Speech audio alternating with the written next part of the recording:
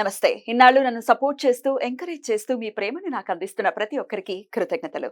అలాగే ఈ వీడియో కూడా ఖచ్చితంగా మీకు ఉపయోగపడుతుంది. లైక్, షేర్ అండ్ సబ్స్క్రైబ్ చేసి మీ సపోర్ట్‌ని నాకు అందించండి. అలాగే ఈ వీడియో పట్ల మీకున్న అభిప్రాయాన్ని కామెంట్ సెక్షన్‌లో కామెంట్ చేసి తెలియజేయండి. ఇప్పుడు వీడియోని చూద్దాం.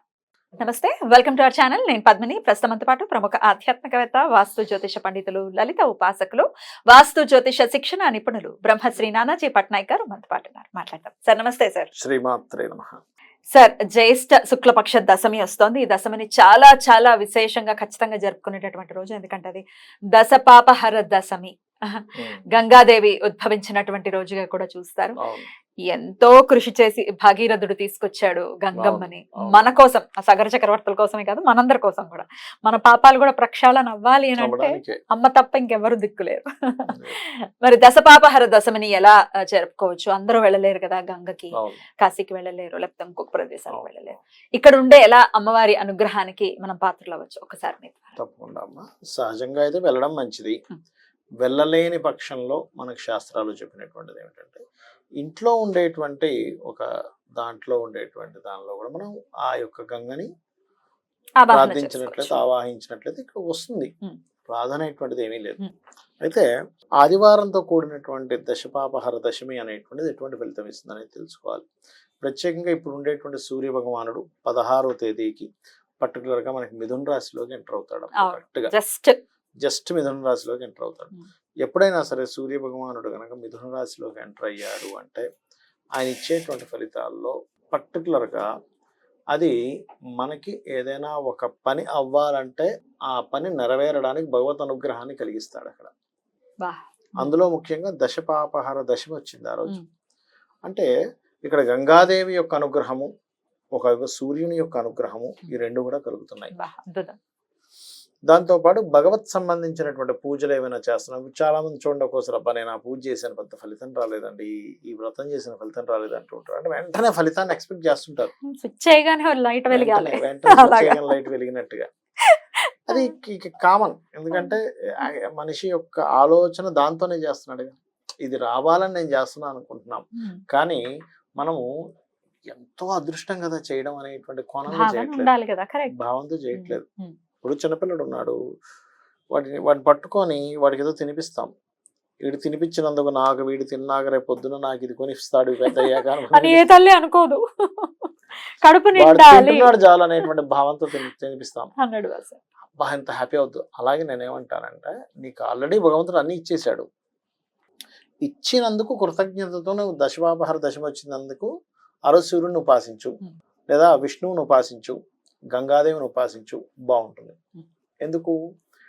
ఇది ఏదైతే ఉందో, ఈ సూర్య భగవానుడు మిథున రాశిలోకి సంచారం జరిగేటప్పుడు ఇలాంటివి వచ్చినప్పుడు పర్టికులర్గా నువ్వు చేసుకున్నటువంటి దారిద్ర్యం ఏదైతే ఉందో అది తొలగడానికి, నీలో ఉండేటువంటి కొన్ని బ్యాడ్ కర్మాస్ కొన్ని ఉంటాయి, అవి తొలగడానికి బాగా ఉపయోగపడుతుంది. అందుకని ఆ రోజు ఏం చేయాలి? చాలా మటుకు సూర్య కుజ గ్రహాల దగ్గర దీపారాధన చేయాలి. ముఖ్యంగా దశపాపహర దశమి ఎప్పుడైనా ఆదివారం వచ్చినప్పుడు. ఎందుకంటే సూర్యుడు ఉన్న స్థానం నుంచి లాభస్థానంలో కుజుడు ఉన్నాడు అనమాట. కుజుడు ఫైరీ సైన్ లో ఉన్నాడు. అందుకని సూర్య కుజ గ్రహాల దగ్గర దీపారాధన చేసి, మీకు దగ్గరలో గోశాల ఏదైనా ఉందనుకోండి, గోధుమ రవ్వ, క్యారెట్స్ వీటిని నైవేద్యంగా పెట్టి, ముఖ్యంగా గోధుమ రవ్వతో చేసినటువంటి పదార్థాన్ని ఆ రోజు ఆదివారం నాడు కాబట్టి సూర్య భగవానుడికి గోధుమ రవ్వతో కానీ లేకపోతే సగ్గుబియ్యంతో కానీ మీరు కనుక నైవేద్యంగా పెట్టినట్లయితే ఖచ్చితంగా మీకు ఏమవుతుందంటే, అధికారులతో ఇబ్బంది ఉంటుంది కొంతమందికి, అధికారులతో ఇబ్బంది, లేకపోతే సంతానం వల్ల ఇబ్బంది ఉంటుంది కొంతమందికి, అటువంటివి ఏమైనా ఉన్నా, లేకపోతే కొన్ని మిస్కమ్యూనికేషన్స్ వల్ల ఇబ్బంది పడుతూ ఉంటారు కొంతమంది, అటువంటివి ఏమన్నా తొలగిపోతాయి. ఇంకోటి ఏంటి, ఈసారి రవి 2 శుభగ్రహాలతో కూడా కలిసి ఉన్నాడు. ఇది వచ్చే రోజు సహజంగానే ఒక 2 నెలల నుంచి శుభగ్రహాలతో తిరుగుతున్నాడు ఆయన. రవి ఎప్పుడైతే మీరు 16వ తేదీ వీళ్ళందరూ కూడా ఇప్పుడు పంచగ్రహ కూటమి నుంచి బయటకు వస్తున్నారు. సో ఎప్పుడైతే బయటకు వస్తున్నారో 3 గ్రహాలు కలిసి ఉంటాయి. చంద్రుడు ఆల్రెడీ వెళ్ళిపోయాడు, 4 ఉన్నాయి. అందులో గురువు అక్కడే ఉండిపోతాడు వృషభ రాశిలో. దాని వెంటనే పక్కనే శుక్రుడు మారిపోతాడు. 14వ తేదీ మారుతున్నాడు శుక్రుడు. సో ఇది 16వ తేదీ కదా, కాబట్టి అంటే ఫలితాలను ఇచ్చేటువంటి దాంట్లో ఆదివారం నాడు ఏదైనా వారం రోజు మనం పూజ చేస్తున్నాం అనుకున్నామా, ఆ వారాధిపతి ఉండేటువంటి గ్రహం ఎలా ఉందో చూసుకోవాలి. ఇక్కడ ఎలా ఉంది, మిథున రాశిలో 2 శుభగ్రహాలతో కలిసింది ఆ వారాధిపతి. అందుకే చూడండి మనకి రోహిణి కార్తీ కత్తెరలో వచ్చినప్పుడు సూర్య పరిస్థితి ఎలా ఉంటుంది, మనకి విపరీతమైనటువంటి ఎండలు ఇస్తూ ఉంటాడు. అదే రవి గనక మనకి గోచారంలో ఏదైనా పాపగ్రహ మధ్యన ఉందనుకోండి, గవర్నమెంట్ తో ఒత్తిళ్ళు ఇట్లాంటివి, గవర్నమెంట్ ఒక రకమైన దీంట్లో వెళ్ళడం ఇట్లాంటివి ఎక్కువ కనిపిస్తూ ఉంటాయి. కానీ ఇక్కడ ఏంటంటే ఎప్పుడైతే 2 శుభగ్రహాలతో ఉన్నాడో ఇది 2 రకాలుగా మంచిది. ఏమిటది అంటే, ఒకటేమో ఆ రోజు ఉపాసన చేసినటువంటి వ్యక్తికి ఫలితం తొందరగా లభిస్తుంది. నేను మొదట్లో ఉన్నాను చూసారా, పూజ చేస్తే ఫలితం రావట్లేదని బాధపడేటువంటి వారికి ఇది ఒక యోగము. అలాగే గవర్నమెంట్ కారకుడైనటువంటి రవి కొంత శుభగ్రహాలతో ఉండడం వల్ల ఒక రకంగా గవర్నమెంట్ కి ఇది ఒక మంచి ఫలితం కూడా ఇస్తుంది అని చెప్పుకోవచ్చు మనం. రైట్. సో అలాగే గంగమ్మని ఎలా పూజించుకోవచ్చు ఆ రోజు, ఒక్కసారి అది కూడా చెప్పండి సార్. నది ఉందనుకో, మా గంగా నది దగ్గరలో ఉన్నట్లయితే ఆ నది దగ్గరికి వెళ్ళి స్నానం చేయడము, అక్కడ దీపాలు వదలడం చేస్తాం. ఇప్పుడు అక్కడ లేదు, మనకు పరిస్థితి లేదు, చక్కగా ఇంట్లోనే చిన్న టబ్బులు, ఇవాళ రేపు మనం చూస్తున్నాం ఇంట్లో టబ్బులో తయారు చేసుకొని అందులో దీపం వదులుతున్నాం.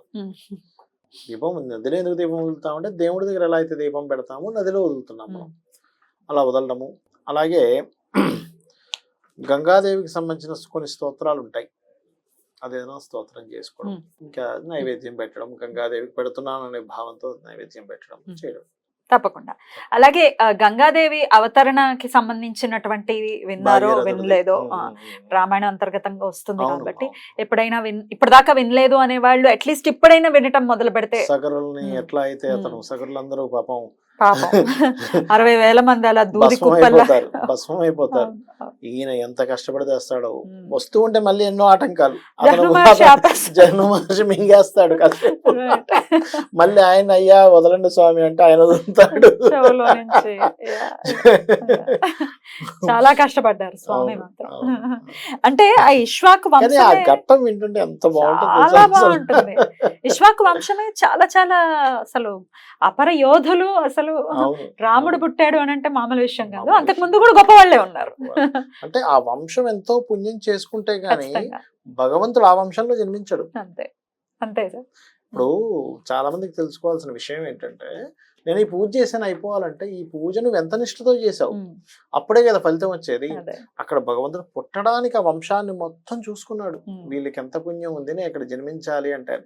మరి జన్మించడానికి అంత ఉన్నప్పుడు నీ యొక్క పూజ ఫలించడానికి ఎంత ఉండాలి? ఉండాలి, ఖచ్చితంగా ఉండాలి. Right sir. పూజ ఫలించట్లేదు అని పూజ మీద నెపం వేయకుండా జాగ్రత్తగా మనం నిష్ఠతో శ్రద్ధతో ఖచ్చితంగా చేయాలి. అక్కడ ఏంటంటే మనం ఒక పని చేసాము, ఎన్ని క్యాలిక్యులేషన్స్ వేసుకుంటాం, ఇక్కడ ఈ పని అవ్వకపోవడానికి కారణం ఏంటి అని 100 లెక్కలు వేసుకుంటాం. మరి ఇక్కడ కూడా నువ్వు సేమ్ వర్తిస్తుంది కదా, లాజిక్స్ దేనికి లాజిక్స్ కదా.